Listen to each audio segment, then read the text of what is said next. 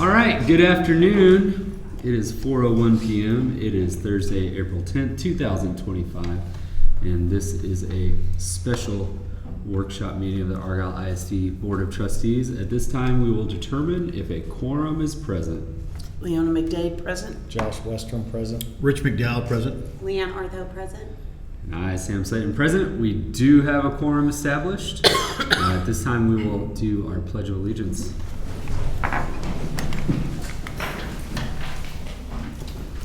I pledge allegiance to the flag of the United States of America and to the republic for which it stands, one nation, under God, indivisible, with liberty and justice for all. Honor the Texas flag. I pledge allegiance to thee, Texas, one state, under God, one and indivisible.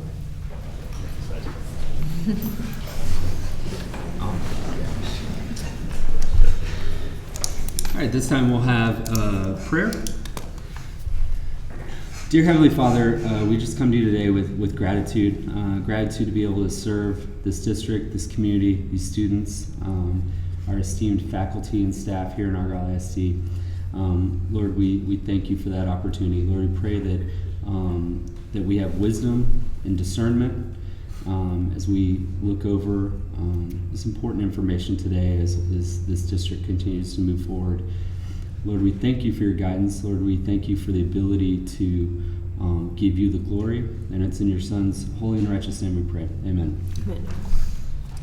All right, we do not have anything to go to closed session for, so at this time we will move towards the workshop portion. No one has signed up for public speaking. All right.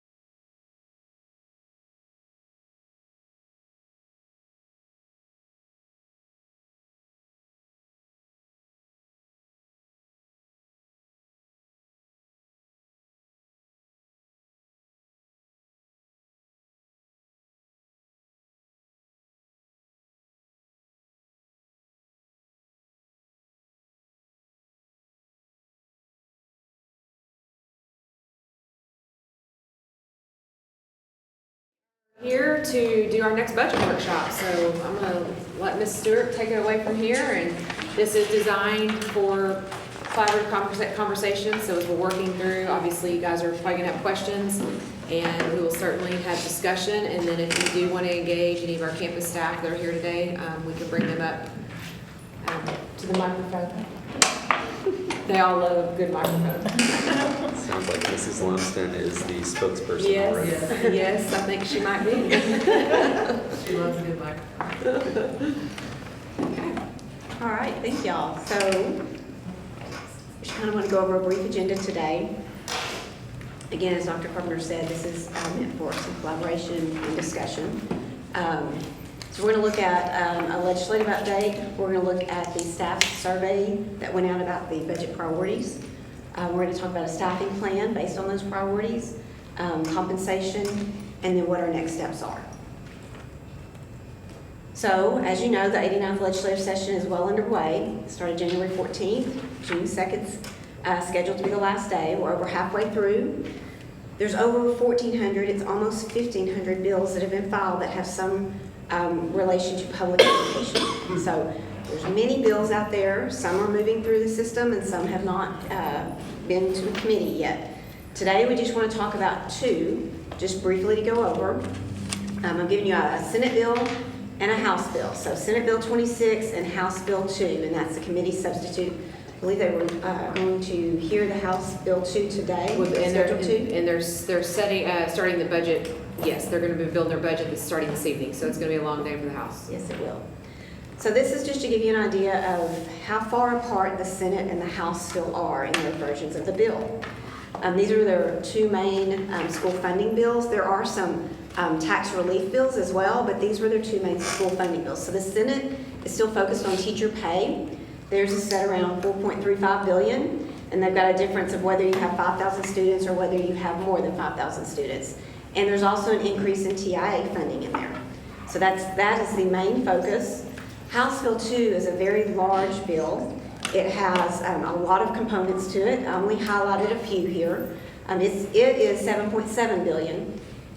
It's focused on the basic allotment and other programmatic changes. So this changes an increase in the basic allotment from 6160 to 6555. It takes anytime you have a basic allotment increase, that triggers a pay increase. It takes the 30% required for pay to 40%. And then it automatically it ties it to the BA. Right now, that automatic increase is tied to the golden yield, the golden penny yield. So the golden penny yield would be frozen at the 24-25 level, and then the automatic increase would be tied to the VA. So originally when we looked at this, we got kind of excited because we saw that VA, that tied to growth in there, but really it's kind of a swap out of where the funding is. And depending on your district and characteristics, how that would affect you. There's also quite a few special... Did they put formula transition grant back in the new committee substitute? What I understand is they put a transition in for this bill. So I think they learned from last bill when they wrote something and felt like everybody would get an increase and then realized they wouldn't. The last update that I saw, this was written that everybody would get at least a $200 per student increase. And so if you didn't, you would get that threshold, whether they call it formula transition grant or something else, and then it would phase out over time. So depending on how this affected your district would depend on whether you're in that boat or not. The special program adjustments, there's quite a bit for special education, bilingual, and some comp ed and some early education. And then there's got a lot of hold harmless changes in there. There's hold harmless changes for the M&O and the INS side.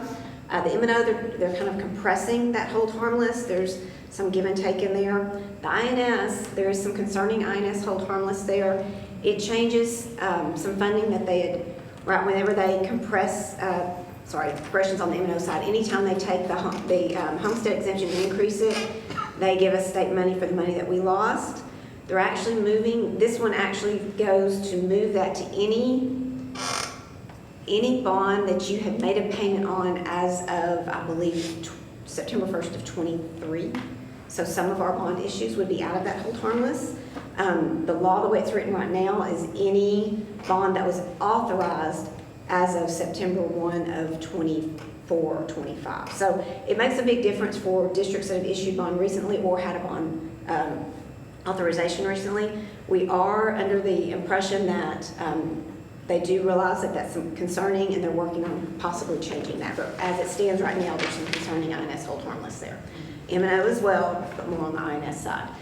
There's also some TIA funding in this, but it's not as focused on TIA funding as the Senate bill is. So just kind of to let you know, there are some good things happening in the legislature, but they're a long way from coming together before the end of the session. So they would have to have some correlation and determine whether they're going to go more with the House side or more with the Senate side of what's going to happen. But we'll keep watching it, keep you updated, and keep discussions going with our representatives.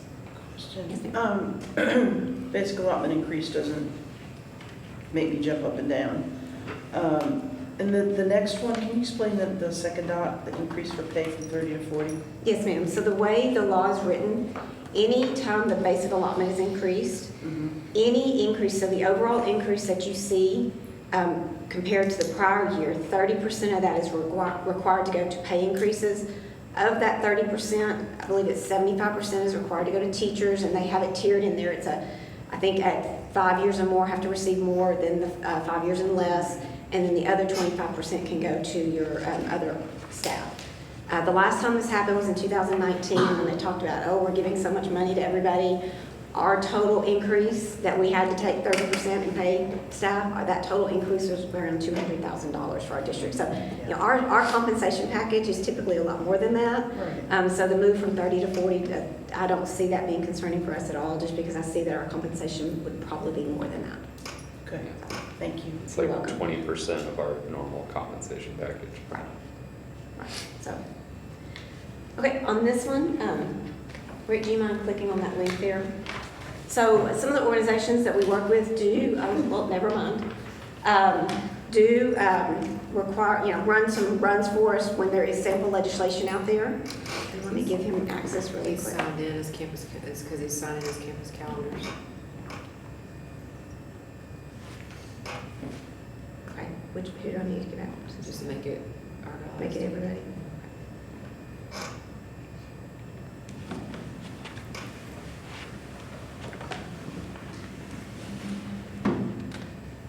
Okay, if you refresh, you should be able to get there. Okay. It's very small for your screen. Really, all we wanted to show was that there are sample runs out there. If you go all the way to the bottom, it shows basically what they think with the data that they have, what they think our district would receive.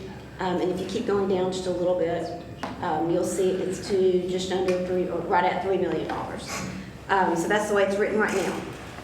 But when you start taking a deep dive in here, if you look at that row 78, this is one thing I want to point out. You'll show everything is 0 on row 78. And that is the additional state aid for loss to the freeze adjustments. That number should not be 0. Anything you look at for Argyle ISD right now is going to be 0 because when our information was sent, when the appraisal district sent the information in the fall, and the state published that information in January, some of the information was incorrect.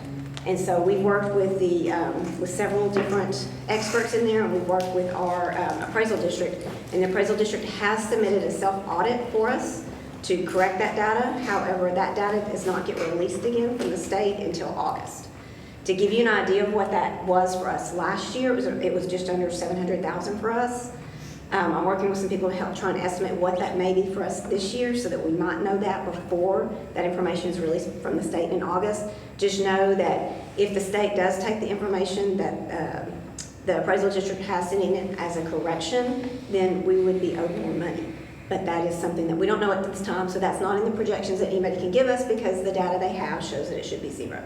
Those are just some issues that we work through along the year and the timing of where we're at. Take it back to the presentation. All right. Okay.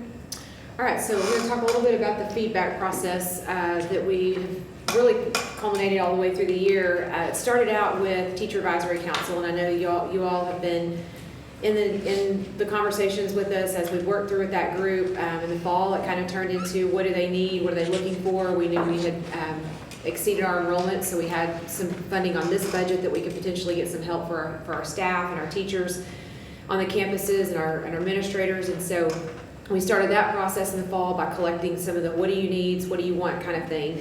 Then we continued with that process as we moved into the spring semester. I've been out on campuses doing lunch, listen and learns, if you will, went after school to all the campuses, had conversations there, kind of themed those ideas. And then we've done some feedback forms and anonymous check-in and feedback forms. And so really, as we've gone through this process, it's evolved and we've been reflecting on it, what it's done for us as an organization. And we were reflecting the other day in the sense that a lot of times organizations will try to find ways to just Band-Aid situations, if you will.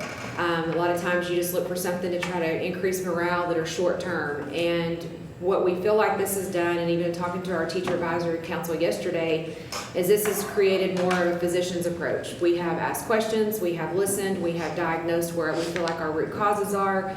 We have co-designed solutions together all year, brought you recommendations, and then we close the feedback loop, and then we review. And so that cycle has continued throughout the year.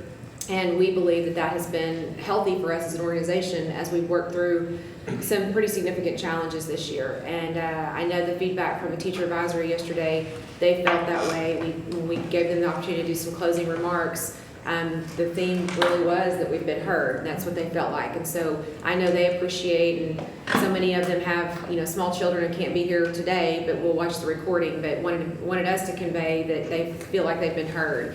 And that when the board is on campuses, that you come into classrooms and you know our students by name and you know what they're doing. So I wanted to convey that because that's really ultimately part of this entire process.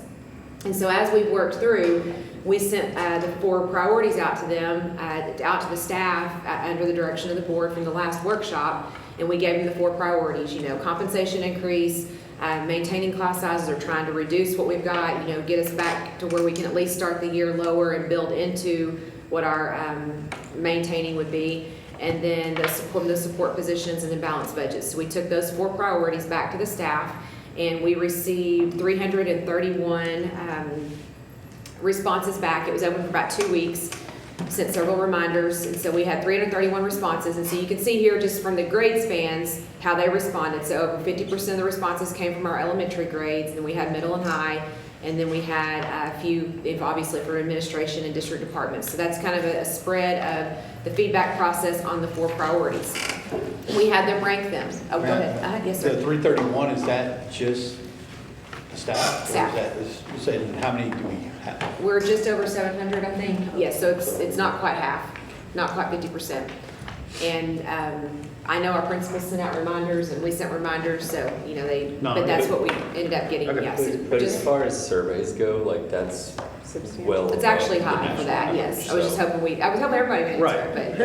Yeah. like 30%, you're Yes, doing great. correct, So. yeah.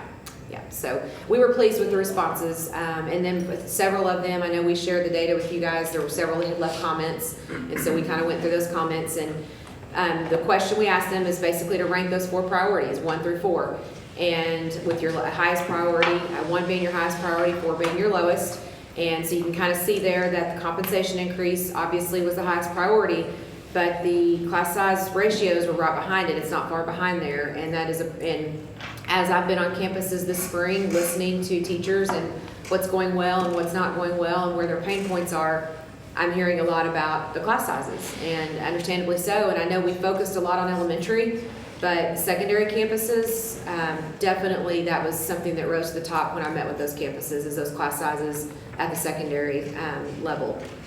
So when we look at it in a different term, your average ranking doesn't really tell the whole story, because we wanted to make sure we broke it down and said, okay, how many actually ranked 1, 2, 3, and 4? And so you have there that your compensation was ranked number 1 by 181 people.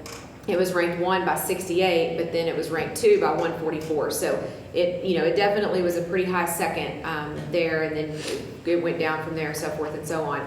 And then as far as kind of the themes and the open-ended comments, obviously the compensation theme was just, we need raises, we need cost of living, percent raises. We had staffing ratios, talking about elementary campus. Actually, those got flipped, I apologize. Flip those over. 5th grade class size cap should be over under staffing ratios, and the secondary wanting less than 27 in all classes, because and I'll talk about that in a minute. And the support positions, your specialists and interventions on campuses, kind of varying opinions on which one, and then the secondary testing and 504 coordinators. There's just too many responsibilities on campus admin and counselors without those positions. And so those were kind of the common themes and the open-ended comments. And so wanted to make sure we articulated that. And then we had some that are just really concerned about wanting to focus strictly on a balanced budget. Okay, so I want to say some things here. You bet. And I want to communicate, not just you as administration, but, campus leaders that are here today and any teacher that happens to listen. This is my 3rd or 4th budget workshop to go through. Really probably my 3rd, because the first one was in May and it was already decided, I think, when I was first elected. But one of the challenges I've always had in sitting in this seat is, we're doing this for kids and teachers primarily, trying to figure out what's the best thing. And I always feel a disconnect. Like, I'm not talking to the teachers. I mean, I know the teachers, but I don't know what their challenges are. And I'm relying on you guys to build a budget that prioritizes, teachers and students. And not talking to them, I just was relying on y'all. And so I was always like, what's the right balance here? You know, whereas in any budget, you got to balance priorities. You know, is it compensation? Is it support, class sizes, things like that? And I just felt like it was a struggle to really figure out what the staff wanted.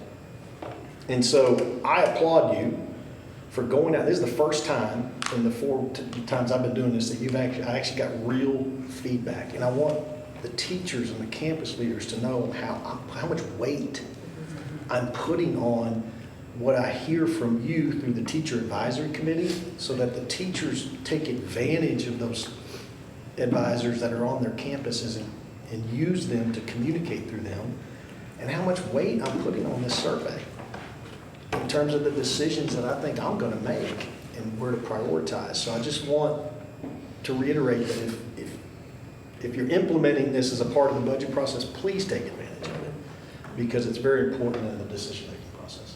I mean, I can totally concur with him. Having been a teacher myself, I mean, I totally get that. And if you could wave a magic wand, you'd want to do all 4 of these.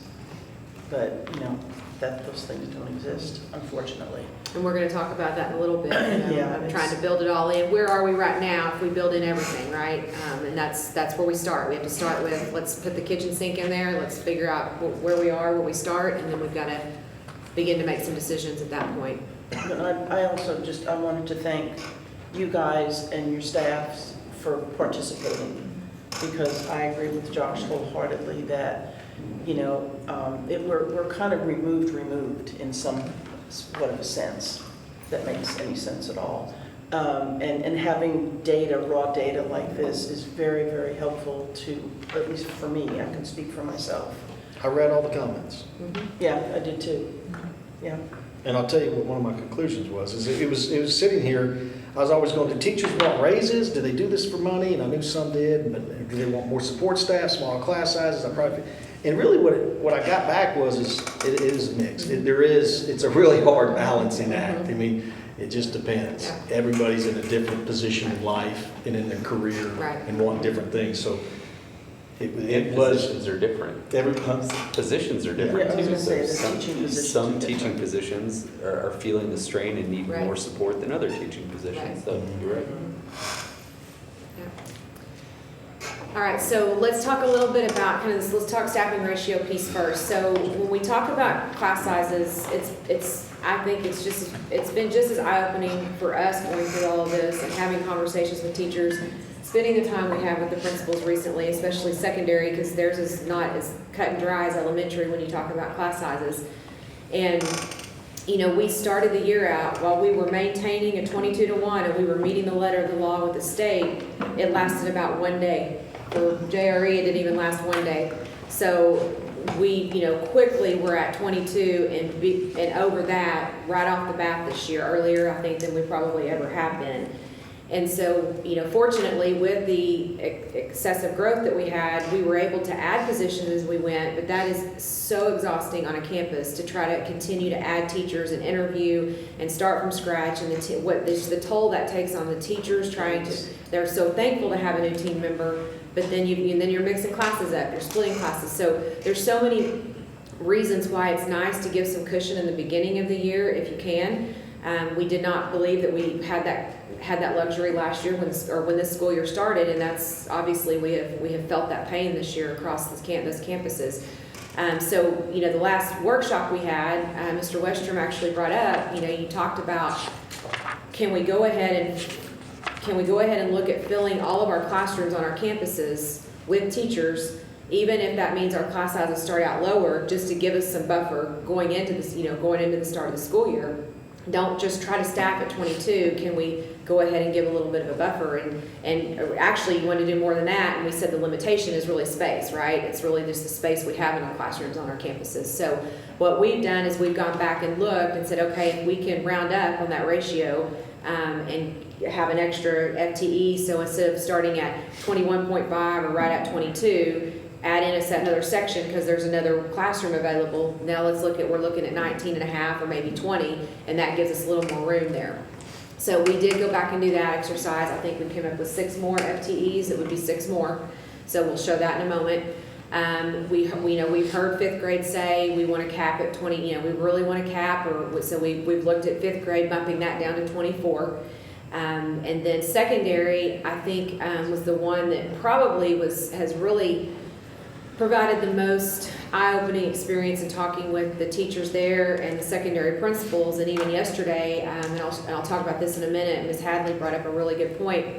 But, last year we said we were trying to start with 25. Well, reality is we didn't. We started at 27 and only went up. And we didn't add any FTEs for growth at the secondary campuses last year. So they had the same amount of teachers they had the year before, plus they had more students. So even though we were trying to say we were giving them enough FTEs for a 25-to-1, they started out 27 and only grew from there. So we were trying to listen to see how do we play catch up at the secondary, and I believe, and we'll talk about that in a minute too, but that is that's additional positions in sixth grade center, middle school, and the high school, just in teaching positions. Okay, I'm gonna speak again. Okay.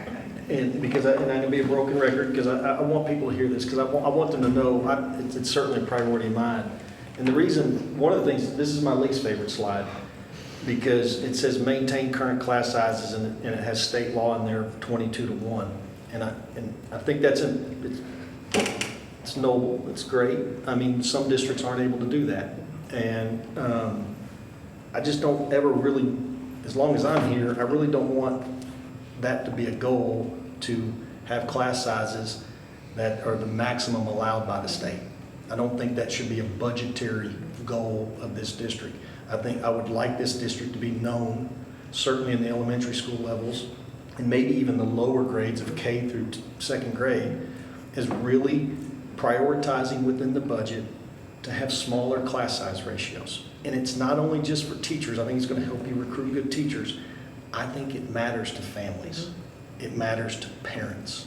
And when they go into these classrooms and it's just like somebody stepped on an ant pile, it's discouraging. I think they think maybe it's not the right educational environment for them. And I think if they see us prioritizing that, it's going to, you get a reputation for prioritizing class sizes in your elementary school level, it's going to repopulate your district.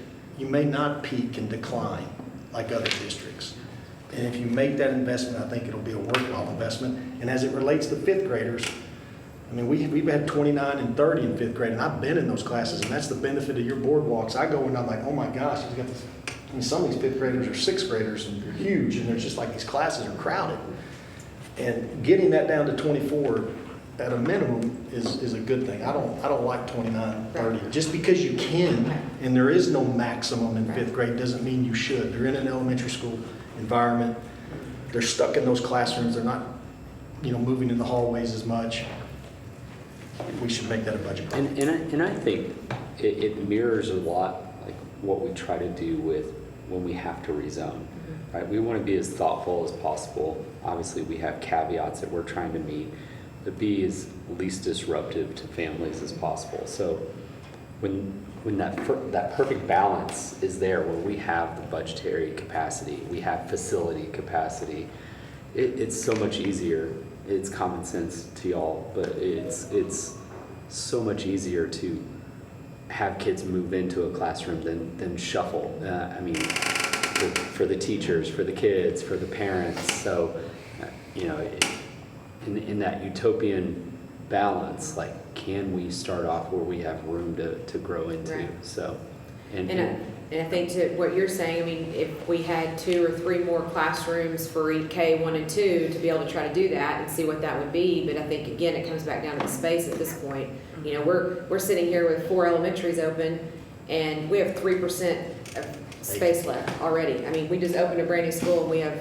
And that's not changing for 2 years. No, it's not. And so if that's not going to change for 2 years, and you're going, look, I don't have the space to reduce these class sizes to a size that we're comfortable with and want to prioritize, then I think the budget priority should be, okay, well, we're going to support those teachers in those 2 years in ways that maybe historically we haven't, because we're going to have to crowd those classrooms because of spaces, so we're going to allocate money so that they feel supported. That would be something maybe in the 2-year window we could do. Okay, so just to give you some comparisons, because I know sometimes people will ask us, what is everybody else doing around us? And so when we talked about this yesterday with our teacher advisory council, we know that these 4 districts have publicly talked about their class sizes going into next year. So we were able to pull that information either from a board meeting they've had or a newspaper article. And as we talked through that, and we talked specifically looking at 9 through 12, the high school teachers asked us, do you know if which of those districts are on block or on a traditional 7 or 8 period day? And, you know, most of the time when we think about class sizes, you know, we're thinking teachers don't want 30 kids in their classroom. Well, when you're talking to high school teachers, or at least when we talked to our advisory council teachers yesterday, it wasn't so much about the number of students in their class, it's the number of students on their caseload. And so when English language arts teachers trying to give meaningful feedback to students, you know, if you've got 3 sections of block, you know, 3 sections of 30 because you're running block or whatever, you've got 90 kids, or you're running 8 periods of 30 kids and you've got 240 kids, or 7 periods of 210 kids. And so that was a perspective that we hadn't really thought about. We were thinking more of just the actual class period, and the high school teachers are thinking more, what's on my caseload? How do I continue to get meaningful feedback when I've got 6 classes and I've got 30 kids in every class? So that was a conversation we had, and we went back and looked, and those school districts that are listed up here, number 1, Carroll, Coppell, and Louisville, they're all declining in enrollment. They all have block scheduling, which is the most expensive model.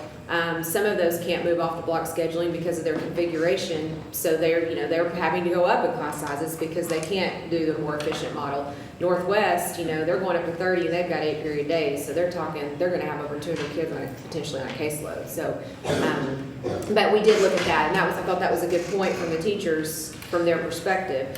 And so, you know, those districts are just in a position, that's what they're having to do, and we don't want to be like everyone else in that sense. And so I think this conversation and what we're trying to prioritize is very important based on what we're seeing around us. And do we have the Denton metrics? We had it on there, but they hadn't gotten back to us yet, so we weren't able to include theirs. They're on block as well, but I don't know what they're Have you- stacking on. Thinking outside the box here, maybe, I think, you know, you can have goals and plans, and then the kids keep showing up and no space, and it's just like, well, it all goes south. If there ever a way where you can say, hey, look, I mean, this teacher, at whether it's elementary school or secondary levels, being asked to go above and beyond, that their class sizes are just larger than we would have liked. Is there a way to recognize that effort? I mean, I think Is there a way, I mean, I see we do stipends all the time, and you just kind of go, look, I mean, this teacher over here, and I know there's a risk, because, you know, not every class is the same. You can have 28 kids that are really great, and you can have 22 that are, you know, it's not a good mix. But if you see that, and you're going, look, this person's going above and beyond, and we don't have the space to really release that, can we recognize that effort? I think you could do, yes, because I think just like with a teacher that chooses to, you know, teach a section during a conference period, you have to compensate, you know, a portion of the daily schedule, you know, for compensation purposes. I think you can monetize anything over, you know, like you set a standard, you just have to have a metric that you set and you stick with it, you know. So for students from 30, if you go from 29 to 32 students, then you have this stipend, or if it's just one class period, you do it by class period, or however that, you know, that looks for that month. And of course that ebbs and flows, right? Kids come in and out, but you know, a month. But you don't want to teach, you don't want to incentivize them to the point where the teacher's saying, hey, I want the 30 kids because I want the more money, because the parents don't want it. Well, that's and not the kids best don't for want it. kids, Yeah. correct. So I don't. But I think if you're in a position that's all you have, then, you know, you could do something like that. It's not what you want to do necessarily, because I don't think that we all would agree that's not what's best for kids. For somebody to say, just let me have them all, you know. Yeah, and you have to have a standard there.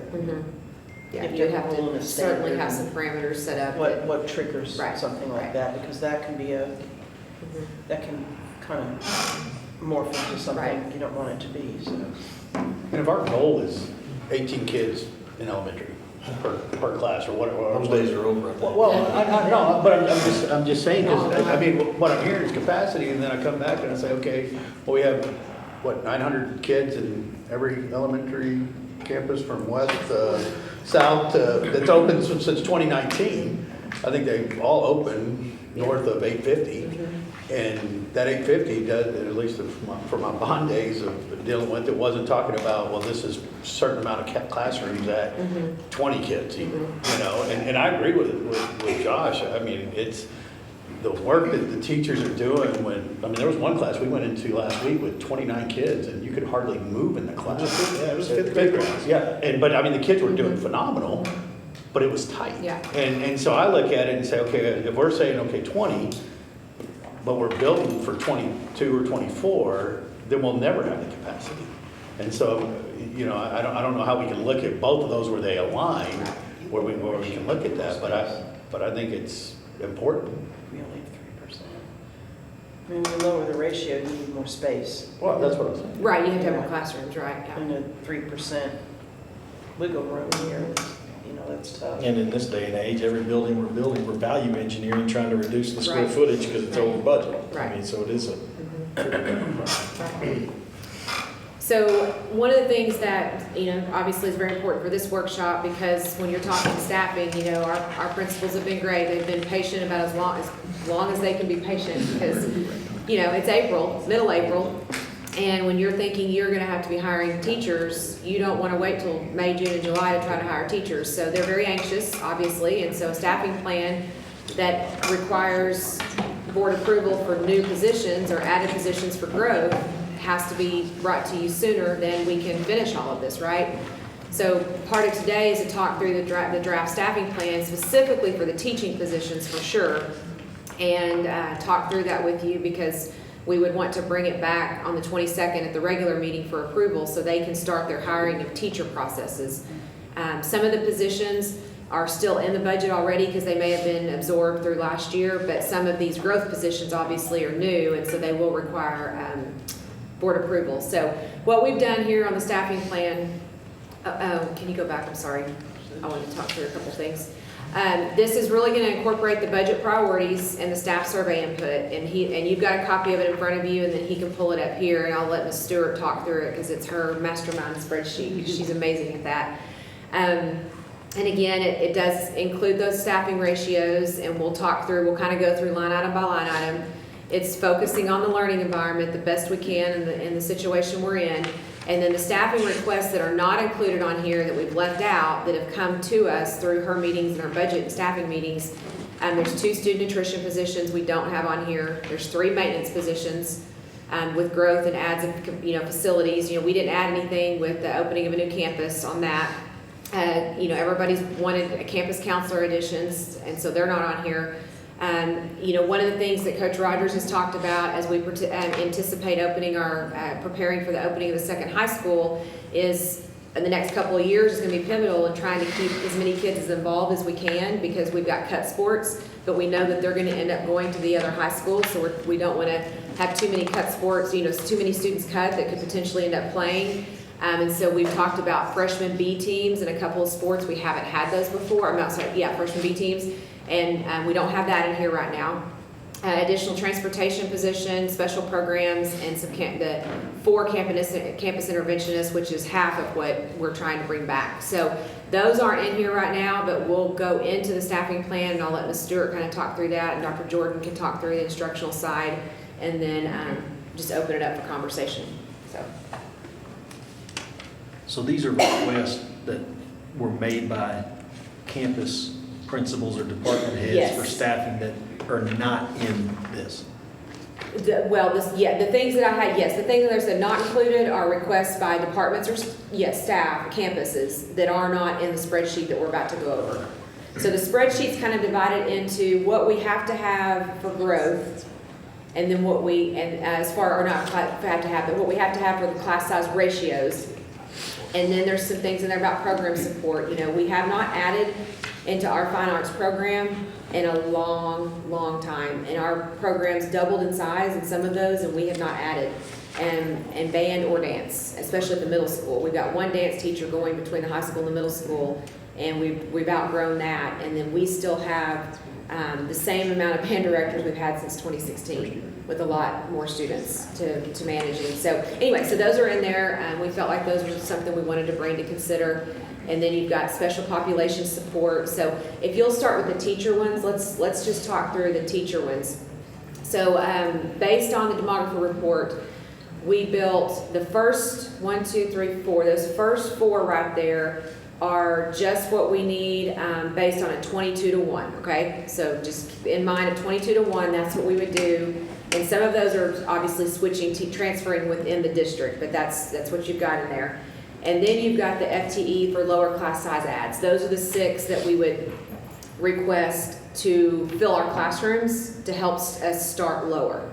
So those are the 6 ads there. And then the 6th grade center needs 3, the middle school needs 6, and the high school needs 10 for growth positions to try to get us to really start the year out at that 25-to-1 and have room to grow into what they started with this year. So from a teacher perspective, that is the current ask in the staffing plan. From program support, I talked about that a little bit. Special Pops, that's going to be an ad for a GT teacher. We do not have a full-time one at every elementary right now. You want to talk a little bit about those, Dr. Jordan? Sure, the GT? Mm-hmm. Yeah, well, really all of those. Sure. We have our elementary GT teachers kind of rotating through Hilltop, taking a turn. So to assign them their own GT teacher, adding some emergent bilingual aides at our campuses that have the heaviest population of emergent bilinguals. Those teachers right now have more than 130 kids on that they are trying to serve. So needing another aide. We did, we'll have to cut some of our pre-K classes because we just don't have space for it. We value those programs and we know how important they are. And when we can get our next elementary going, we can add some more pre-K, but right now we'll have to lose a program at Jerry. I mean, And you're talking paid pre-K. Paid the tuition, pre-K. The tuition pre-K. Correct. Our staff will still have pre-K available, and we are required for our state qualifiers, but paid pre-K.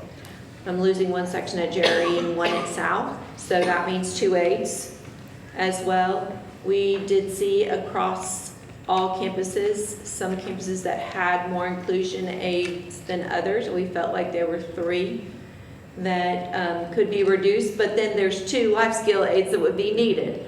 So it was kind of almost a wash there. We added a new section of XC, so that aide there, another diagnostician, their caseloads are very, very high right now, very much higher than would be expected. STEP teacher, that's a special education program that we are bringing to the 6th grade center to meet the needs of our students who are transitioning from 5th to 6th grade. And then the campus behavior or behavior specialist that would serve all elementary. Our middle school and high school each have a behavior specialist on their campuses. And then the campus support positions, that was obviously the 3rd priority, and that is getting back a 504 specialist campus testing coordinator to share between the middle and 6th grade center. There's 4 of the instructional specialists, 1 back for each campus, and then half of a counselor receptionist. We've got a position that's splitting right now time between technology and the counseling department at the high school, and it's just not working. They've got to have a little bit more support over there, so it was basically be a half position.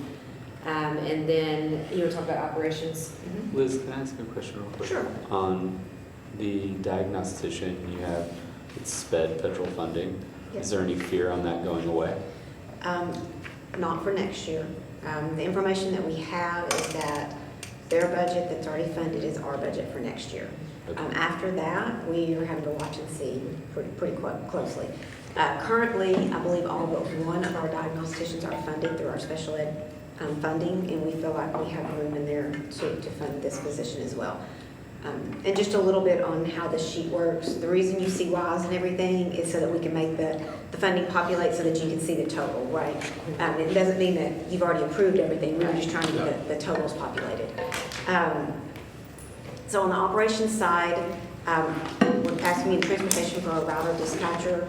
That's where we're seeing a lot of our overtime, and we feel like we really can reduce that cost because we're reducing the overtime. But the sharing of some of that responsibilities, it's going to take another person to get that complete. And then bus drivers, We're estimating 2 right now, but those are gonna heavily depend on the requests from students, who's gonna ride and how many routes that will take. So that's more of a holding place at this point in time because we don't have those routes routed for next year. That happens typically in the summer.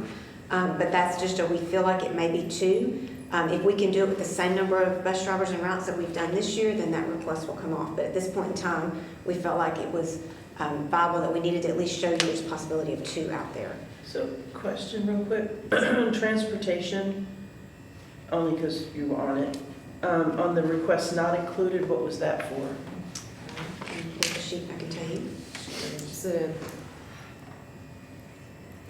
Diesel mechanic. yeah, this one can. Okay. And we felt like we were able to rearrange some things and take care of that without adding a position at this time. Understand, okay, thank you. And to go out of this section, but the behavior specialist, is that someone that goes to all campuses, or is that going to be designated? It would be for- all elementary campuses, yes.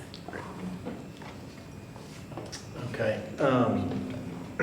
So when I look at your campus class size ratio, FTEs, and you have the teachers that you anticipate hiring, this is done in coordination with the campuses, and they're saying, hey, you're looking at the projected enrollment, principals are saying, hey, I need this much. Right, So this is kind of. We're using projected enrollment. This is kind of in coordination with them, and so if I see middle school and high school, you talked about secondary, kind of getting overlooked last year, we're looking at adding 16 positions between middle school and high school FTEs. 17, yes, if you count third grade. Sixth grade center, I don't know if sixth grade center was included in. Is that what? Yes, 16, no, it'd be 19, yeah, from So 6 we're- through 12, it'd be 19 Tell Mr. teachers. Western, sixth grade is secondary. Okay. And so 19, so you feel like this proposal is addressing that issue? That you've Yes. become aware of, that the secondary is feeling like their class sizes were a little too Yes, high? and based on the conversations with the secondary principals this week, that would be the number that would have addressed that. And that's a $1.2 million commitment. Right. For the recording, And then, the secondary administrators were nodding their head, yes. Oh, yes. So, You can hear their heads nod. yeah. and then this budget, but also you have I guess it's in here, is 6 positions at the elementary school that you've worked with the elementary school campus leaders on that you think would help you start the year at a lower class size ratio than you did last year? So the way that was done is just take, obviously, like I said, with our Dr. Daniel and Ms. Stewart, they kind of worked through that originally with just the demographers projections. You take the number of students projected divided by the sections, and if it's 5.83, then typically we would just go to 6, right? Or that's what we would have done last year. Well, we bumped it to 7. So that's what we did. We went through and it ended up being 6 more. So bringing a substantial amount more of growth, ability to grow into. Right, a so it classroom changed it like from a than we did. 21.5 maybe to a 19.5 or whatever it was. We haven't finished those yet, but we went through and did the ratios, we haven't finished our chart yet. So am I looking at this right then and saying that you, in terms of the budgetary commitments we're potentially making to address class size ratios at the elementary school and secondary level is somewhere in the neighborhood of $1.6 million? Can you sum that with your, since it's a PDF, I can do that. And it's 25 positions, so. And it's 25 positions at the bottom, okay. Yes, 2.2, 1.2? Yeah. 2.2.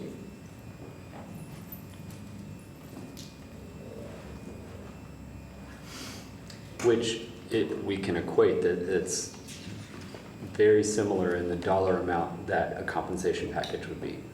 Right. So we're again, goal looking at both and balancing both. Like what we would typically do for a compensation package for the district, we're investing in class size ratios and getting teachers. And right more now, support. you want to talk about that top right corner? Why don't you go ahead and explain that? So when we first started the budget process, we look at the big picture, right? And you aren't all the way through it yet, so you're putting some big holds on things, right? And so we worked through it and we looked at some areas that we knew that there would be increases and what we felt like we needed to reserve for that. Part of that was reserving $2 million for a compensation package. what we got to was we felt like we could put 1.5, almost 1.6 into added staff. And so that's the number that we have at the top and where we're working from. So right now, this, with everything on this, it shows that it's a little over 1.7 million over. That doesn't mean it's 1.7 plus 2 million put us in the whole 3.7. That means the 2 million is already reserved. That was our starting amount with all of the holds in the budget that we felt like we needed to get through next year. So just don't want to confuse anybody when we're looking at that. That's a work in progress, and that's just how we have it to kind of know where we're at in the process. So where does that 1.575 million come from? Growth.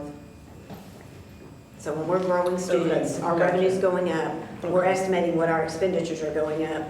We've made some estimates on what we think the departments will be, property casualty insurance might be. Those are some of our big areas that we think that there's some, we put some holds on there as we work through that process. Then we look at staffing, what we think there. Compensation's a big part of that. We wanted to include that from the beginning this year to reserve that. And then that left us with 1.575 to put towards the staffing. So That doesn't mean that's where we're putting those areas, that's just what we were working through. It's fair to say, had the Vader passed, we'd be a surplus budget right now. Yes. Okay. Now, going back to the point here, what I'm looking at from a staffing standpoint, it looks like there is being a commitment made to staff and use all the space that we have and use the classrooms that we have to reduce class size ratios at all levels. And then you're also bringing back specialist positions, support positions. So when I try to compare what you have here to what the survey says and the teacher advisory committee, I mean, it's lining up for me in terms of, support staff and class size ratios. There is a budgetary commitment being made to address those. Correct. What we haven't got to, I'm afraid of, is raises. Which is the 2 million we have pulled out already, yes. That's why you reflect 1.7 million deficit on this sheet right here. Okay. If you put the 2 billion in raises back in here, we would be in a surplus right now with these positions. Just over a surplus. But we already have the 2 million pulled out, we wanted to pull it out separately when we started, just to see where we were. So in essence, you could look at it as we had 3.5 million that we could, put towards staffing and compensation without going into a deficit budget. And so you're putting roughly 2.5 million to staffing and $1 million to raises? If everything on here was approved, everything on the sheet was approved, we would be putting 3.2, almost 3.3 million, right, to staffing.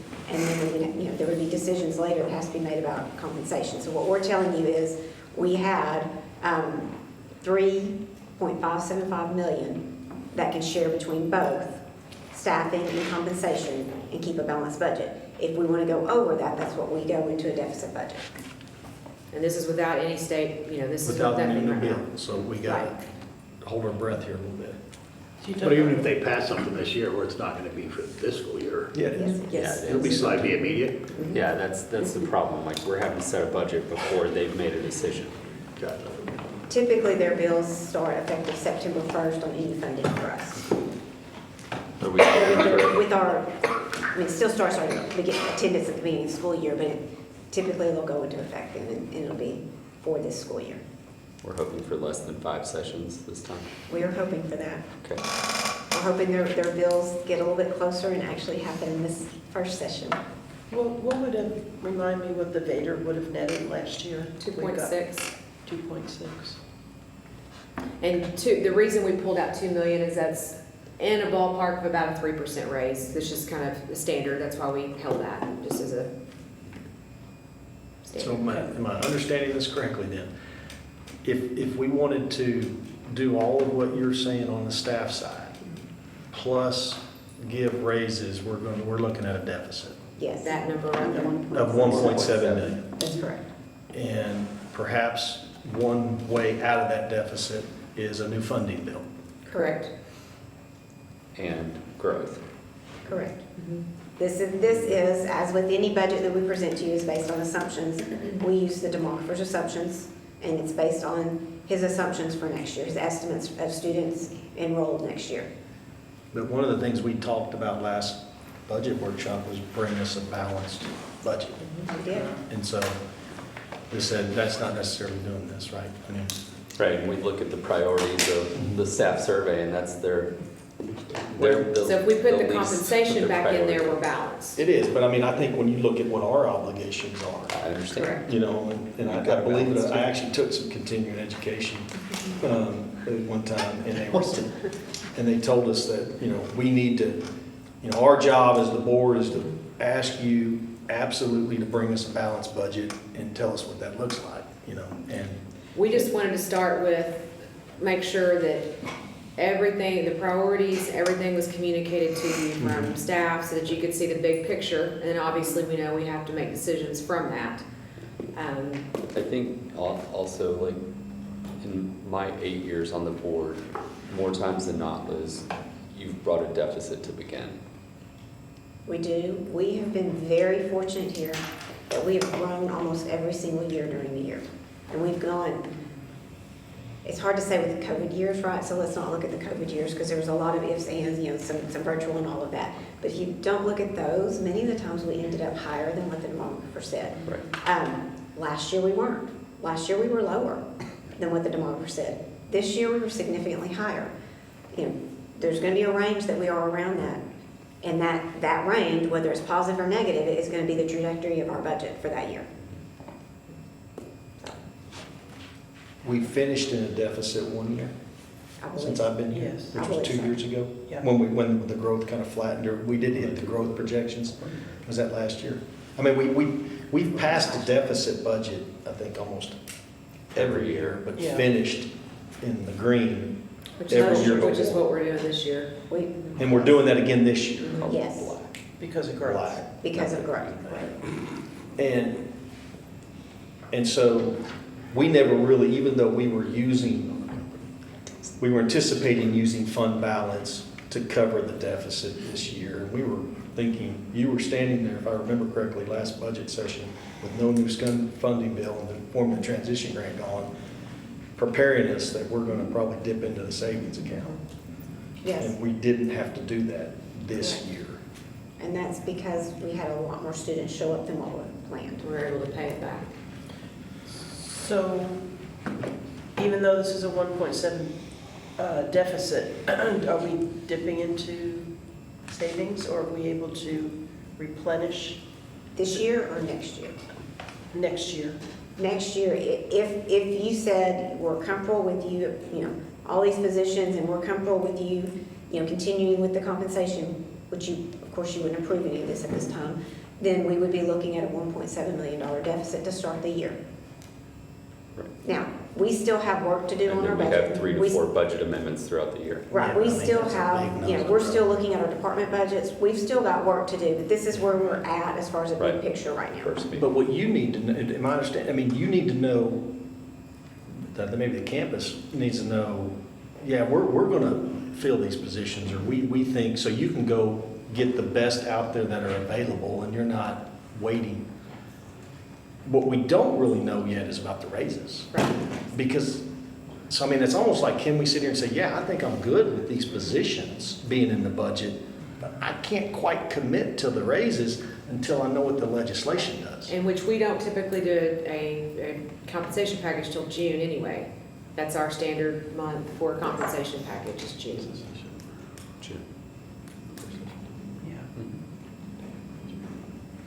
And so the 68, is that a raise or is that not a raise? The 68 is the average with benefits. It's the cost to the district, the average cost of an FTE. And that would be on our current pay scale.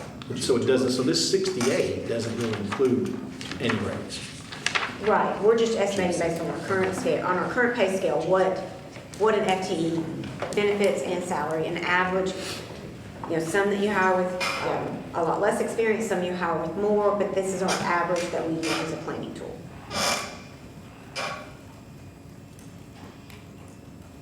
So when we balanced our budget the other week, again, I just go back to fund balance. Are we still lower than, We're paying the fund balance back. you're paying the fund balance back? So at the beginning of next year, assumedly, we're running an even keel on what needs to be in there. So each year that our budget grows, Oh, that's right? right, the percentage. That percentage will be less unless we put money in that fund balance to maintain that percentage. Right, okay. But for all intents and purposes, we're at 3 months, right? We'll be hovering close to 3 months at the end of this year. Yeah. We're not putting any extra in the fund balance. We could, depends on the next few months go How we and some finish. of our operations side, but yes. And we could have had we not done the stipend, or Correct. the one-time payment, Correct. $560,000. But again, that was a year that we didn't do a full compensation package, so we felt like with the growth and with the reduced staffing that we had, that was something that we would recommend is additional compensation for staff. Yeah, we gotta find a way to get there, given what I'm hearing Yeah. from the staff, but I also think you gotta, Yeah, it's like, Tell which me. one do you pick? And which one, you know, when you look at the reality of it, you said you want to wave the magic wand and do it all, but Yeah, and the decision's not necessarily, obviously it's not made today. We're not doing any action today, but this truly addresses the staffing needs and desires to provide more support for our teachers to enhance the opportunities for our kids in a learning environment that we feel is as best as we can accomplish with the facilities we have. And then we wait for June 2nd to pass and see if we have another session, or if we've got hard numbers then that we can start planning for a compensation. I don't know if I'm looking at the order of operations right. There's no FOIL method to this. and so you've granted basically all the teacher requests, but I see on this not request, it's 7 counselors. Well, just because every campus wanted to have they wanted their second counselors back at the elementaries and, you know, help. So do the additional like 504 support and positions like that, does that help take the workload off the current counselors? You wanna Like things talk like through that? it can. Depends on Like, are any of the added positions that are being put in this draft going to help the workload of the counselors? And someone's got to step up. Secondary, yeah. Secondary, Not at the yes. elementary level. Secondary, yes, secondary is, yes, I would say not at the elementary, but the secondary, yes. 6, 7, 8. Yeah.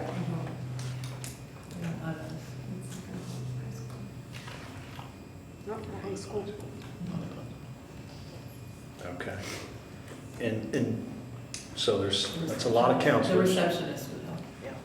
Right, that would help, yeah. The half receptionist piece specials. helps the counselors. You said 2 special programs. I mean, can you give me a little bit more detail what those programs were that were not? One was, I think, a speech, I think one was another behavior specialist. oh yeah, second behavior specialist in speech. Okay, and then you had 4 interventionists that were not, Because originally they all had two. okay, and they're all so everybody's got We one. built one back in. Try to get whole again. And did they all have 2 before last year? Yes. No. The elementaries? No, Tom, We had two interventionists. I'm sorry, I thought you were talking about counselors. Yeah, 2, so so we're not quite getting back to that level. And so every elementary school wants 2 counselors? Yes. Never, but that's never been as, I mean, I think West They, had 2 counselors. they had them when they were at the 850 and plus range, yes. But everybody's got one right now.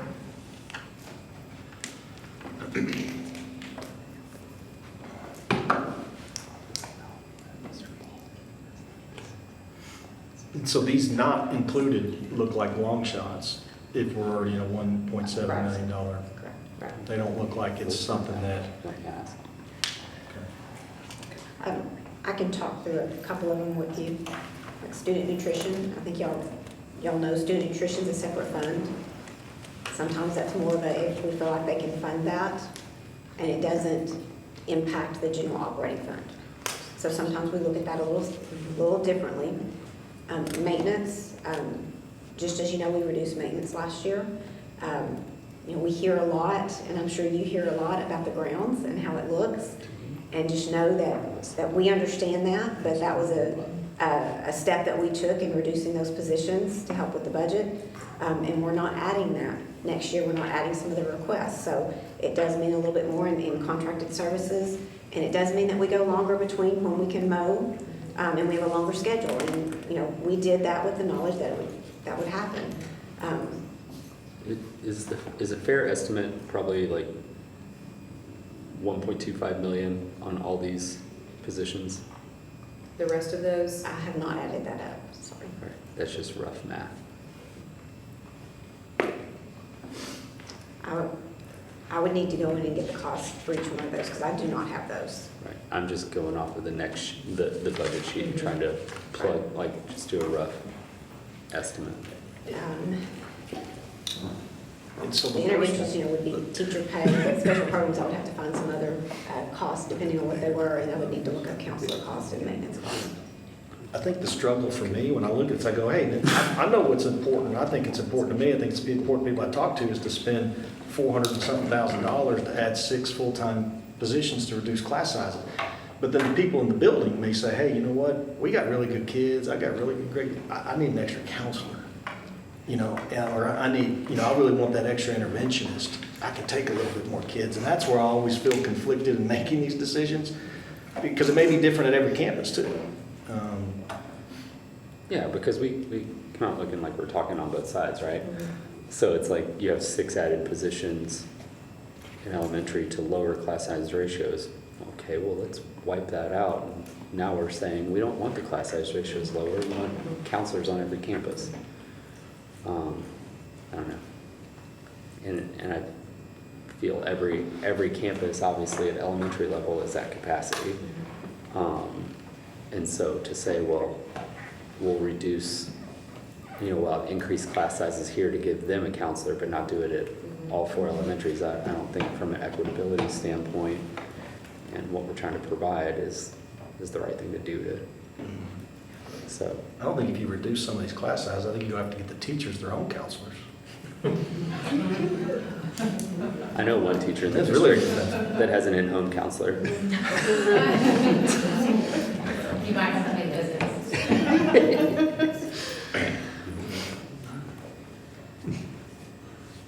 So what are we supposed to decide, if anything? It's just a workshop, no action. Okay. Sleep on it. And so one of the, Ask questions. so we're sitting on this, and then people can, if they want to give feedback, they can give feedback. right, we'll bring back, you know, we need to bring a staffing plan of some sort to you on the 22nd, just in an effort for them to be able to try to start hiring teachers, you know, and so whether that is, all the teacher, you know, all the positions or partial positions, or, you know, if you want to start with teachers and bump some of the other stuff, you know, those are kind of decisions, you know, that you guys can make. But yes, I mean, you have time between now and the 22nd, so a week and a half to get feedback. Can you, in your meetings with your principals and upcoming, like kind of straw poll the principals and get feedback from them on class size ratios versus adding some of these positions and them getting the thoughts and feelings from their teachers on campus there? Would you like to talk, would you want to talk to them now? Well, I don't know if they need time to think on that or if we're ready now. I don't think we can talk about So someone does have to come up close to the mic, so I'll need a spokesperson. The question is, like, if you're given a scenario, you have an extra position at your campus to lower class size ratios in a particular grade, or you choose to have a higher class size ratio but you get a counselor instead, what's the thoughts and feelings from your campus staff on that, and your thoughts on it as the campus principal? Yes, y'all come up here. Yeah, y'all come up here. Y'all come on up. There's 4 chairs. Yeah, y'all come on up. And I have a counselor here, so, sorry. Happy to answer that. Happy to answer that question. I think for the high school, it would be the class size. The teachers our counselors need help. And I think adding that half position to have a full-time person that's there all the time would help them. But ultimately, helping our teachers is gonna help them, you know, so. Okay. Okay. So on as far as my opinion goes, I feel like my teachers, yes, they like the class sizes. I don't think we need all of those additional. I don't need another counselor. My teachers would much prefer an interventionist than a counselor because the interventionist does way more for them in the long run, pulling kids, helping coach through MTSS, all of that stuff. Rather than, I mean, yes, counselors do guidance, but right now with my one counselor, I mean, she's doing fine. But you're growing next year. We are growing next year. But I have only had 2 counselors for 2 years, 3 years of the 6 we've been open.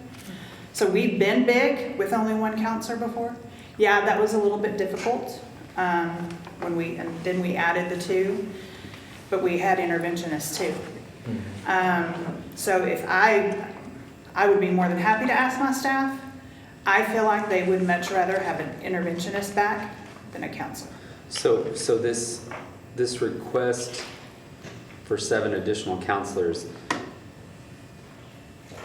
maybe that is too high of a number based upon what you truly want, or I'm just.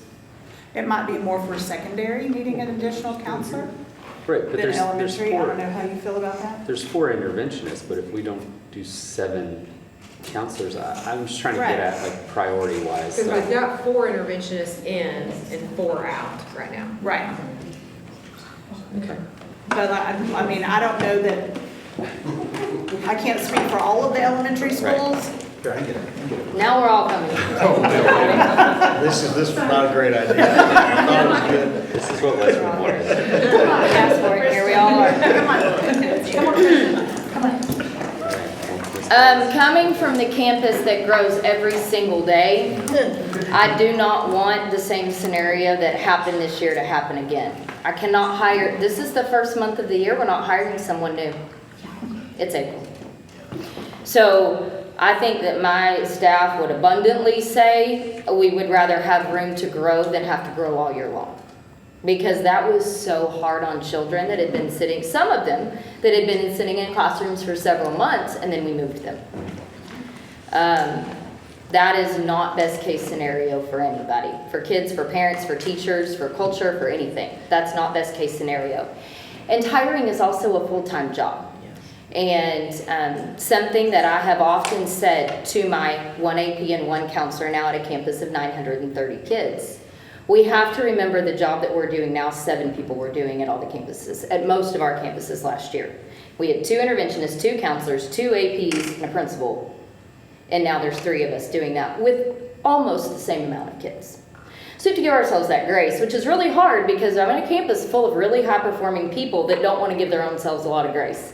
So those teaching positions are pertinent at Russman. I cannot speak for the masses, but all you have to do is walk to Cleveland Gibbs and look north. I can't find any kind of report from a demographer or anyone else that tells me on August 12th they're going to stop coming.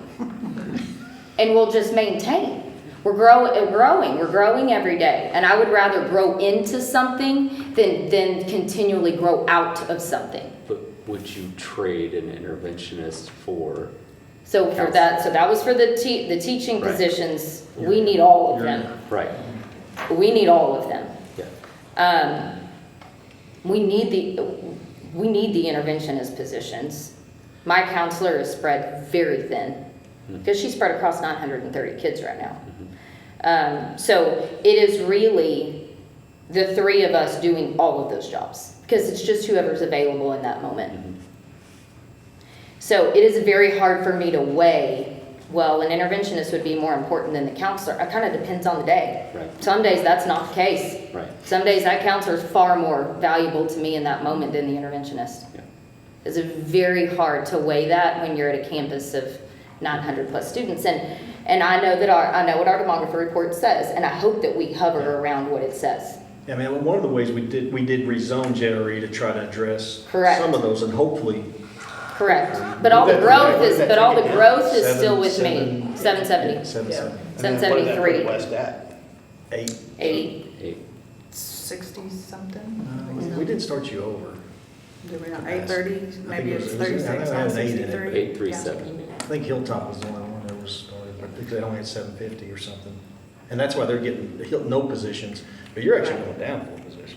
Because they're coming Yeah, because You're they're happy going about over there. No. I know. No. I know you're not. No, because I You don't just- think it's gonna happen? I am going off of, it is very hard, and I try very hard. We try very hard to separate ourselves from what is actually happening and what is forecasted. Yeah. It's just very hard to come to terms with what's forecasted because I know what's actually happening every day right now, right? Every single week that we have been open, we have enrolled at least 2 children. And 1 week we enrolled 21. So we've at least 2. Now we also have them withdrawing. They're withdrawing also. That is happening. But at least 2. We've enrolled 5 this week. So it's very hard for me to go, that's going to slow down.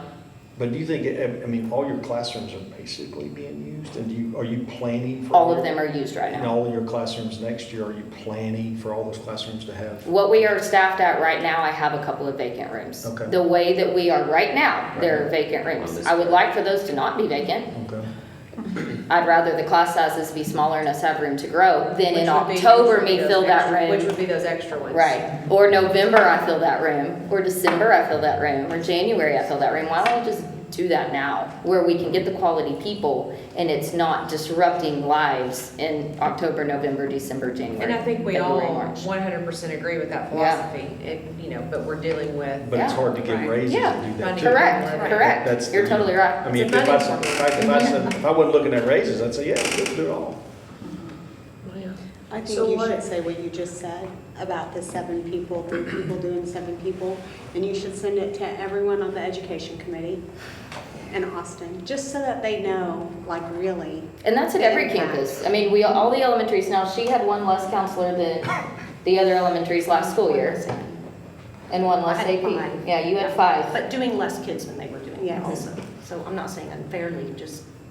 So why do we have -4 on JRE up at the top of here? Losing enrollment. Because of the enrollment. Because of The rezoning, rezoning. they're going to Mhm. west. Oh, that's right, we did Mhm, that. yeah, because there was. Okay, who else wants to add? And I know Caitlin wants to talk a little bit about counselors real quick. She had some perspective on counseling.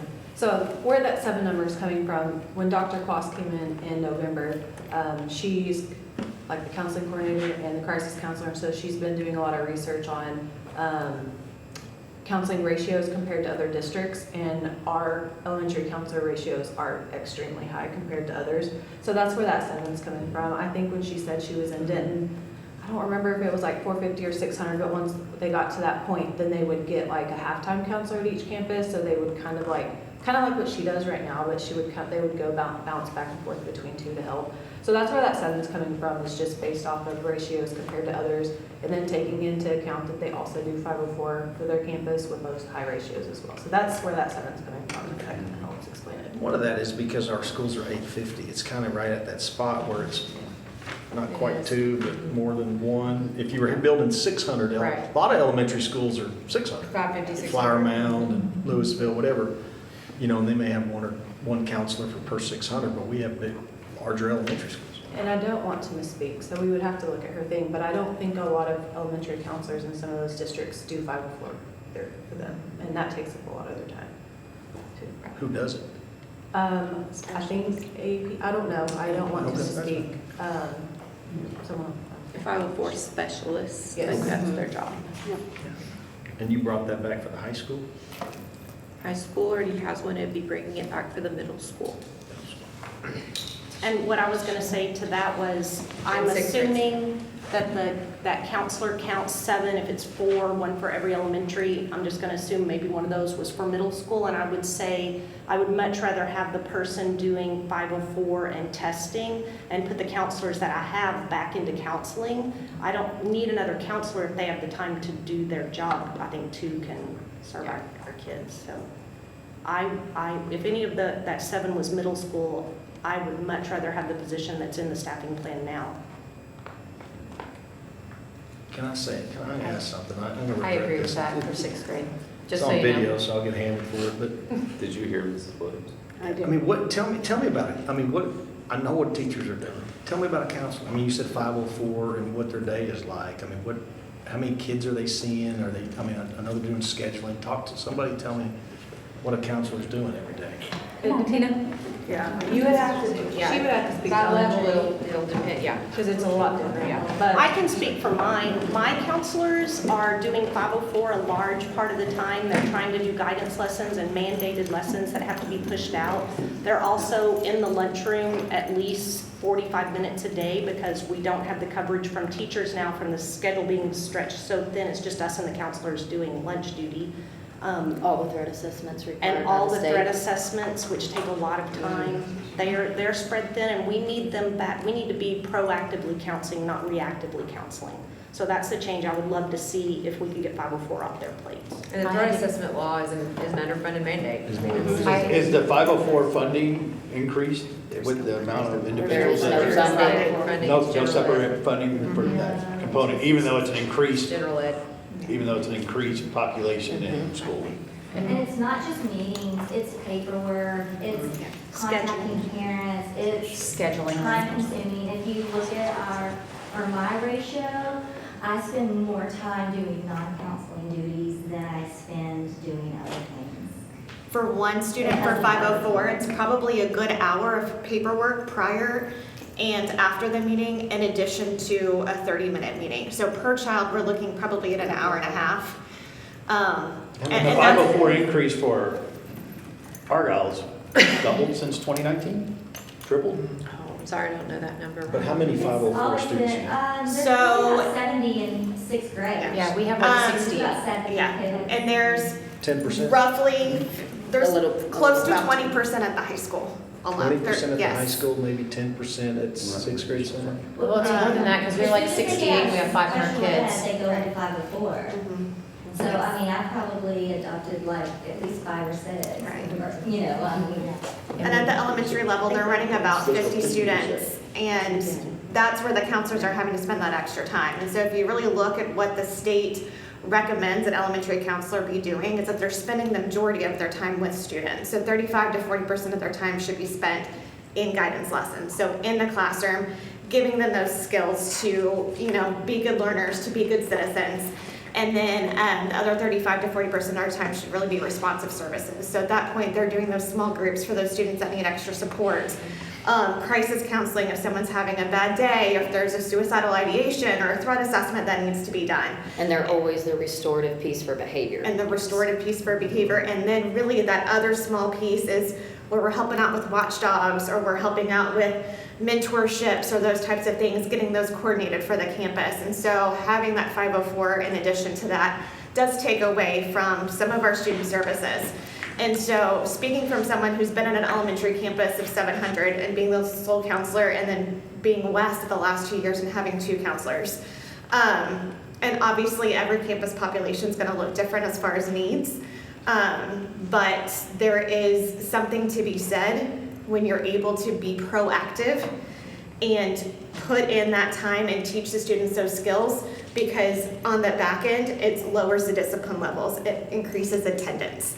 And also speaking, I don't know that necessarily 2 counselors for that ratio for every elementary campus, but I would even think maybe looking at a half-time counselor. Someone to support with guidance, someone to support with 504s could be an option at the elementary level. But would a behavioral specialist be doing a little bit of the counseling part? So not necessarily, at West, our behavior specialist helped with that proactive piece, that MTSS piece. So she was setting them up on, behavior plans and check-ins and token systems. A lot of times that was looking towards, do we need to do a 504 referral? Do we need to do a SPED referral? But also the behavior specialist and the counselors work very closely together, because sometimes it's hey, I don't think so. Here's the skill deficit we need to focus on, or hey, we're also looking at this, social piece or this emotional piece that's going on, and the student probably needs more help than what we're able to provide in a school setting. I do think a behavior specialist, though, is extremely helpful to both counselors and administrators and teachers. My daughter's a kindergartner at South, and I'm on their CLT. And as a counselor, when we were going through the goals at the beginning of the year, something that kind of broke my heart was that we had to take out 2 guidance lessons a month to 1 because she went from 2 counselors at that campus, correct me if I'm wrong, saying to 1. So that was something that, so not only did she have a less person, she also now had double the 504 stuff to do and all the extra stuff, so. Well, we want to do it all, but we can't. Ms. Haynes, what would your campus like? It's hard, but I think I agree with Lauren mostly. We'd rather have the extra teachers, even if it means a little bit lower. Even as we were looking at the numbers, even 5th grade, I feel like when 5th grade is paired with an elementary campus, it should be the same ratio as every other grade because their bodies are bigger, they take up more room, and the classes are the same size. And you've got specials and lunch and all those things to still rotate them through. So you can't just pack more, students in those rooms just because they're older, and same thing with secondary, I see that too. So I think if our teachers had to pick one thing, smaller class sizes would be it. They also are really, missing the intervention piece. And the raise. Yeah, and I guess we would have to ask them specifically, like to rank those things if they had to. That's what brought us to this point. They said compensation. They actually ranked the compensation, I mean, not everybody. Yeah, that's a little. I was a little surprised, because they're not making, I was just thinking that I was expecting it to be more balanced but it was compensation was pretty overwhelming, the number one. The number of second place votes for compensation as well. I mean, it's almost 2/3 total versus second place votes. Not for high school, it wasn't. It was the last. Ours was, I think, 3rd. Compensation was 3rd. Okay, I have to study on that a little bit. Yeah. So we'll Their first give was everybody the a raise, support, but the high school. 504. Right. No, I didn't. No, I just said. It's on tape now. This lives forever. What would you say are is your 504 population primarily made up of? ADHD and dyslexia. ADHD. Well, Not more dyslexia. Well, at the Spend. secondary, Yeah. at the secondary it is dyslexia. Elementary is more ADHD, anxiety. There's a lot of things that qualify you for a plan. Yeah. Yeah. Yeah, no, I know there's a whole list, I was just curious. And it becomes. And there's becomes a nothing at the trend. state level to increase funding for that, even though There it's a is no population funding. that's increased 50%. No, There's not a specific weighted program for 504. it's another unfunded mandate. On a growing population. And a lot of Yes. times you'll have parents Gotta get back on requesting eggs. 504 as they get older. There's not a Um, service and so attached many to it. ones. That's why. Right. Special education has services attached to it. A human is working with someone. In 504, we are accommodating you to level the playing field so that you have the same access to education as someone without your disability. And the high school receives a lot of parent requests for 504. Testing. Because it does follow you into post-secondary. It does. That's that question. What a great meeting. It's very good. I'm serious. Yeah. I mean, this is. No, it I seemed appreciate like y'all's 3 feedback. years, wasn't a year. So thank you, Dr. Carpenter. I mean, I don't know that they do budget workshops like this in every district No. where you just bring in the staff and you hear from people. Well, I mean, I think it just goes to show the cohesiveness of our teams. Like, we're comfortable, I'm comfortable putting them in front of you, they're comfortable speaking in front of you. Yeah. It creates a very healthy organization when you're not trying to gatekeep, those kinds of things. And like I said earlier, you almost feel like you're removed when you sit here. It feels very filtered. Yes, and filtered in a lot of dependency on administrators, the administration. And This is my, what, 7th year on the board, 8th year, whatever it is, I don't know, I have to count. This is the first time we've ever sat and done this in all that time, and I personally appreciate it because I want to know what you need.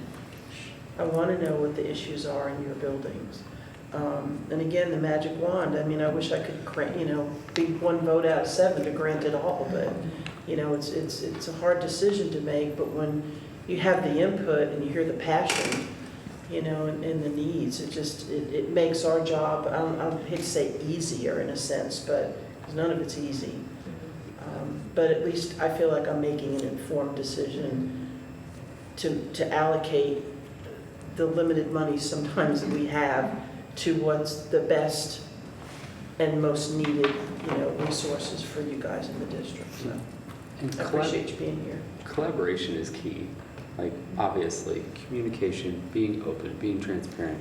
And I think what can be gleaned from this also is we have a missing piece of the puzzle that we need help with. And we need the community to vote for things like the Vader.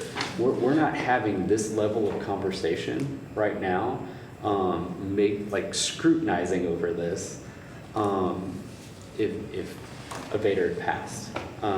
We're still looking at it, but the positions that are here on this request list, it's a lot shorter.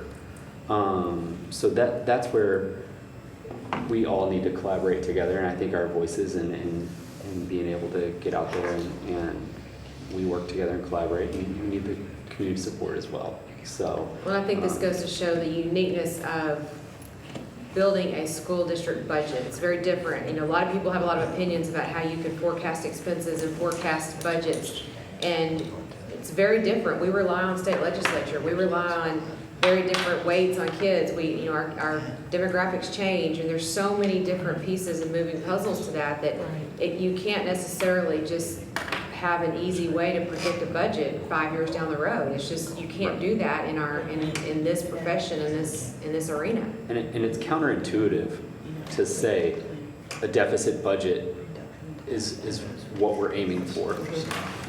What we're aiming for is the best environment for our kids and our staff to excel in, and that comes at a deficit budget. And so it's, from a business side, it's counterintuitive, but from, and we're called to do it all, right? We're called to have a balanced budget. We're called to give the strategic plan, the direction for the district, and to be able to provide that opportunity for the kids. One of those is going to have to be sacrificed. And so I know for me personally, and Liz can cringe and Mr. Western can cringe, it's not fiscally irresponsible to invest in our kids and our teachers. And Liz and her staff in this district have shown ad nauseum that these first budget meetings are going to have a deficit on it, and true to form, things change as the year goes on. And we don't have 10,000 future developed lots that aren't going to be built. So Ms. Tullis, I think, said that they're being built. It is happening. Well, and They are. after our conversation with first representatives this week too, it's happening. It's happening. So, it's But important. 1.7 million would be the biggest deficit that I've seen. It was 1.3 this It year. was 1.3 this year. 700,000 and it was 1. Yeah, but we're, Right. so percentage-wise over the budget, Right. it's Well, smaller. a total comp package for the district used to cost under $1 million. That's when I was on the board, way back when. And so now to look at a total comp package is over $2 million. I mean, Maybe higher than that too, Josh. so. That's not with all those. So anyway, just me personally, I want y'all to know, the spirit is to provide it all that we can, and I'm willing to have pain points financially, Liz, sorry. If we can improve the environment for our kids and our teachers. So anyway. Crazy thought, starting with you. Is it thinking out of the box? possible to agree to, some, obviously, these class reduction deals here, the extra people for growth and class reduction, and then, since we're hearing different things from different campuses, do they get like an FTE? And if they want a counselor, they get a counselor. If they want an interventionist, they get an interventionist. I don't know, I'm just throwing that out there. I know that that can open up some things, maybe places we don't want to go, and things can change from year to year. And I understand the uniformity and the consistency of staffing everybody equally in that sense, but just trying to think outside the box. Do we have any discretion with anything like that? Because I'm hearing a couple of different things, and every campus is different. I think it's some of that, the costs are different in those positions depending on what they are, and then just really from an alignment standpoint, things over time change. One year they might need a counselor more than they need an interventionist, and so then you start getting some inconsistencies there. I think that would be the main concern without trying to have some standardized across the campuses. Would y'all agree? Yes. I thought the elementary responses were pretty consistent. I think weren't you all consistent? And it was mainly it was the secondary that was different from the elementary, so I think that's And an all right that's what I'm difference. thinking. Could it be that everybody gets something and it's kind of equal, but, they get it in the area that they need it? Which I think what we have built in covers some of the areas they need right now. And I think the other would just be, kind of a tier 2, if you will, add if it was available. Are we looking?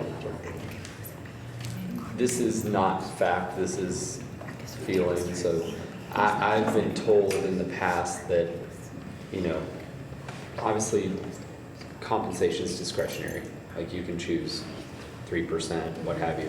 I've been told that 2% is a slap in the face compared to 3%, and you might as well not do it. Like I've heard that. Okay.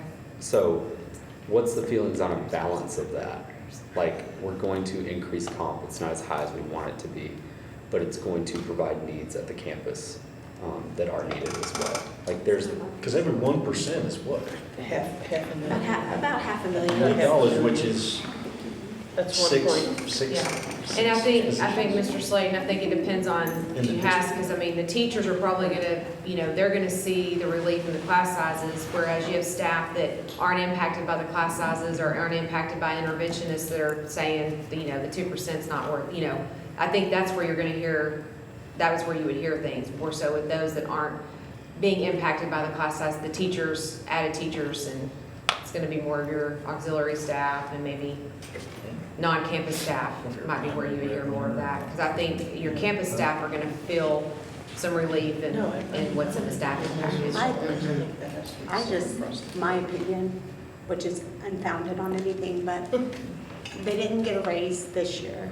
So I think 3%, even with the one-time payment, but going towards TRS, a 3% raise next year at least balances it out a bit. So that, I know they're trying to, especially people that are trying to get to retirement, they want to get their pay up. So I feel like since they didn't get a 1% or 2% this past year, 3% is more fair.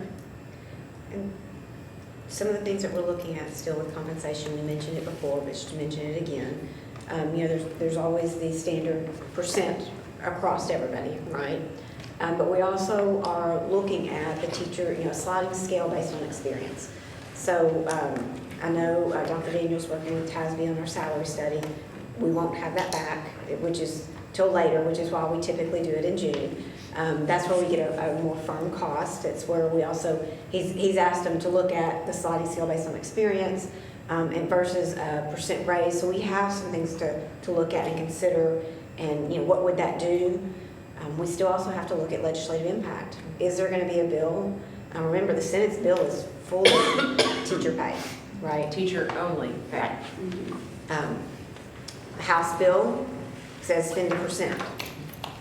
Based on what they've given us, that percent would probably be less than what we would spend. But still, depending on that legislative and what comes out of that, we still have some guidance that we need to wait on for that compensation package. But just some things we're considering. Again, that percent across the board, which has been standard, in the past, when we've given a raise, it's been a 3% or a 2% or some sort of sliding scale on experience for teachers. We heard that might be something important. We are heavy on the experience on teachers. We have a lot of teachers with more experience, and that's a good thing, right? We have more experienced people, and do we reward that experience a little bit more than the early on? So it's just something to look at. It's something that I know Dr. Daniels is working on and coming up with some information for a future meeting. And to your point, like teachers in their last 5 want to have a higher average. Right. I mean, that impacts them well past their professional career.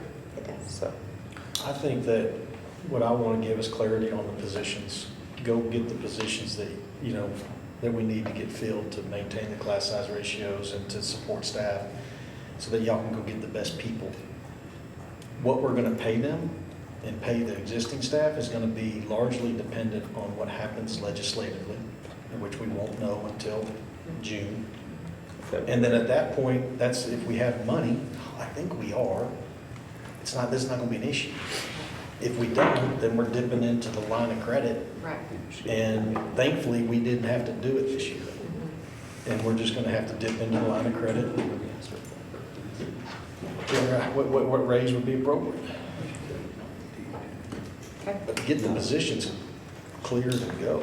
We have more time to decide the raise than we do the positions, because they need to be able to get a green light to go find people.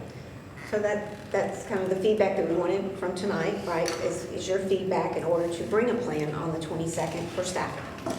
And I believe that we're going to, of course, continue to monitor the financial legislation, actually all school legislation, right? It's not just finance, there's things that affect every aspect of education. But bring back a staffing plan in April on the 22nd. We are still scheduled to have another budget workshop prior to the May board meeting. And then in June, we hope to have a compensation plan to bring to you for consideration. And then as of right now, in August on the regular meeting, we plan to recommend the budget and the tax rate. And the reason I say plan is depending on what happens in the legislative session, sometimes that tax rate gets pushed to September, depending on what all changes there are. And so on that May 19th, we'll just do the workshop the same day, just because there's a lot going on. It's right around graduation. May's pretty packed, so we plan on just doing the workshop prior to the start of the regular meeting that afternoon. is there anything that campus leadership didn't get a chance to say that they want to say, or do you feel like we're all on the same page? I'm appreciative that y'all understand that the timeline is super important, because we do want to hire the best people. We don't want the leftovers from everyone else. So I appreciate that y'all prioritize that. I mean, if you think of something, how sometimes something comes to you at 2 in the morning. I'd like to hear if you have any additional thoughts or, thought it through a little bit more through Dr. Carpenter, whatever she can. Yeah, share with Dr. Carpenter. We're going to take the time what's your between thoughts now on and the 22nd. And Yeah. any additional feedback or thoughts that you have, please share with her, and she'll get them to us, and we may reach out with questions as well. Obviously, there's 2 board members that couldn't be here tonight, so they've got a lot to listen to. They do. They have may a good questions as well. podcast to listen to. So. And these are much better workshops than last time. Say that again. Adding positions than we were doing last time. So I'm telling you, from compared to last year, this is better. This is the best workshop we've had since I've been on the board in terms of We budget. mentioned Okay, that I'm glad we have that recorded. Is there anything else that's needed to be said or anything? This is it. Okay, 5:44 p.m. We're done.